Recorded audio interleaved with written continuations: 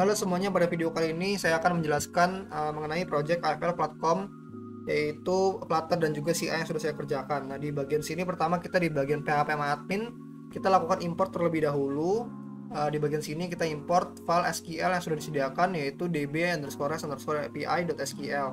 Nah, setelah kita lakukan import di sini, maka akan masuk sebuah tabel baru, yaitu akses keys, limit, dan logs. Tapi kali ini kita akan fokus di keys. Nah, di bagian keys ini terdapat kolom ID, key, level, ignore limit, is private key, IP address that created. Di dalamnya ada value yang udah desain. AFL platform 02.11.22 ini sebagai value dari API key. Nah, ini kita insertnya di bagian sini untuk menambahkan ini semua. Lalu setelah dari situ kita masuk ke Visual Studio Code. Nah, di bagian Visual Studio Code ini pertama kita pastikan di bagian res.php ini di file si REST API kita pastikan $config rescue table-nya udah keys sesuai dengan yang di PHP admin. Lalu config reasonable-nya keys-nya itu harus true karena sebelumnya false agar keys-nya dapat terbaca. Rescue kolomnya key sesuai dengan yang PHP admin. Lalu length-nya 40, key name-nya AFL API key ini bebas, mau di custom apapun boleh. Setelah itu, setelah dari res.php kita masuk ke folder yang satunya. Nah, file yang satunya ini dicoba aja ongkir, kita masukkan yang tadi dari res.php, AFL API key, terus dalam assign value-nya itu adalah AFL platform 02 ini dari PHP admin. Nah, di bagian sini pertama kita coba running dulu ya.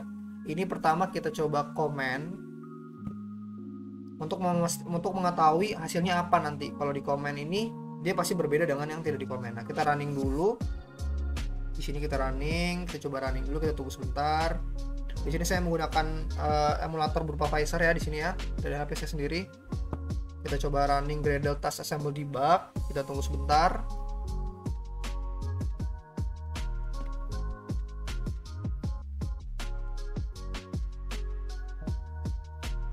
Dia sudah nge-build itu APK debug APK-nya.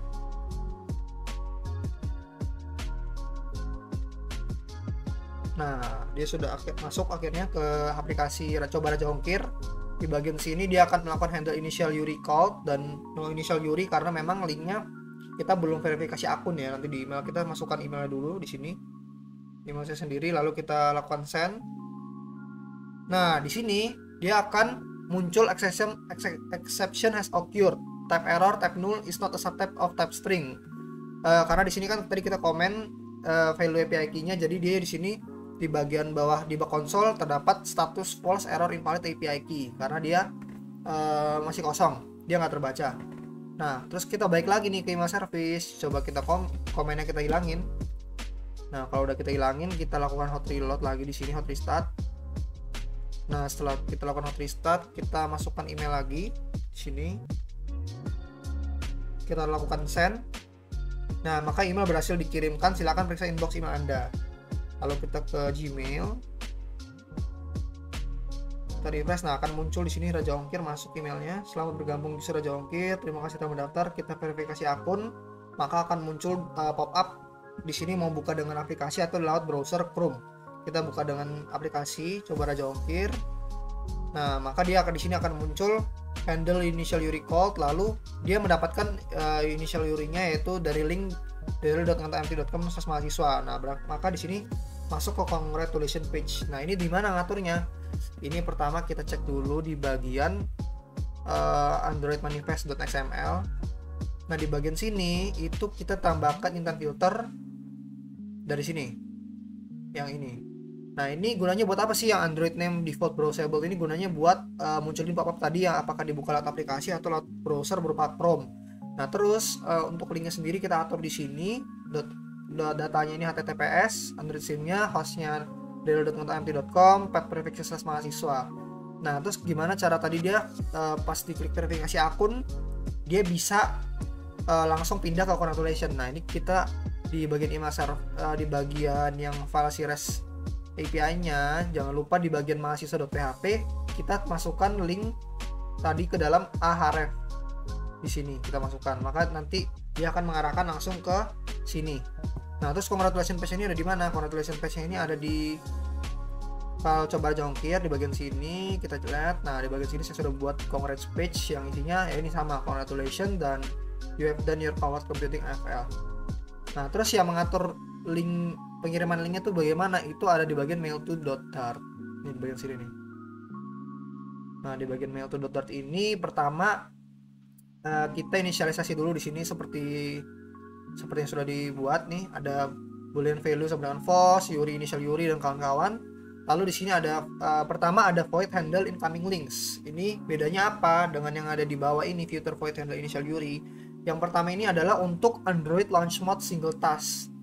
Nah, single task karena di sini kita menggunakannya bukan single task, kita menggunakan single top di bagian sini. Nih, kita di sini menggunakan Android launch mode single top. Bedanya apa sih dengan single task? Nah, kalau yang single top itu jadi sistemnya kalau misalnya kita buka aplikasi yang ini melalui verifikasi akun, dia akan munculkan congratulation page kan. Tetapi kalau kita buka aplikasinya itu tetap dari buka dari sobar jongkirnya, maka dia mengarahkan ke send mail. Nah, ini gunanya single top ini buat menampilkan dua page yang berbeda tapi tetap di dalam satu aplikasi. Sedangkan single task itu akan menutup page yang lain, hanya menampilkan satu page dalam satu aplikasi. Itu gunanya single task. Tapi kali ini kita tidak menggunakan void handle incoming links, jadi kita gunain yang future void handle initial Yuri. Nah, jadi di sini kita lakukan jika initial Yuri is handled sama dengan false, maka dia akan memanggil initial Yuri is handled sama dengan true, maka dia akan mendeteksi Yuri Yuri yang benar. Yuri yang benar, terus di sini akan ngeprint handle initial Yuri call, terus di bagian sini dia nge-try final Yuri. If Yuri sama dengan null, kalau Yurinya itu kosong, maka dia nge-print no initial Yuri. Tetapi sebaliknya kalau dia value-nya true, dia bisa value yang kita masukkan tadi yang del.imt.com itu dia true, dia kebaca, maka dia akan nge-print get initial Yuri $Yuri. Nah, Yuri yang dollar ini adalah dari yang sudah kita masukkan di tadi yang di https://imt.com/mahasiswa.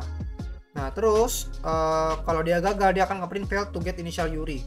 Lanjut di bagian widget build konteksnya, di bagian sini kita udah bikin tadi kan boolean value yang di atas tuh.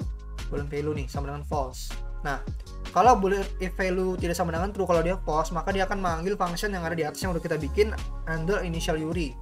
Nah, nanti di situ terus gimana cara biar dia bisa ke return ke congratulation page ini? Nah, ini kita bikin else di bawah sini, yaitu return congrats page. Ini kalau misalnya kalau dia Yurinya udah benar, dia bakal langsung pindah ke congratulation page. Seperti itu. Nih, jadi kalau kita lihat di sini kan ini dua page yang berbeda tapi aplikasinya tetap sama, satu aplikasi nih. Karena kita menggunakan handle initial Yuri yang ini nih, future void. Kita tidak menggunakan yang di atas. Seperti itu. Mungkin sekian penjelasan dari saya. Apabila ada kesalahan kata atau kurang kata mohon dimaafkan. Sekian dan terima kasih.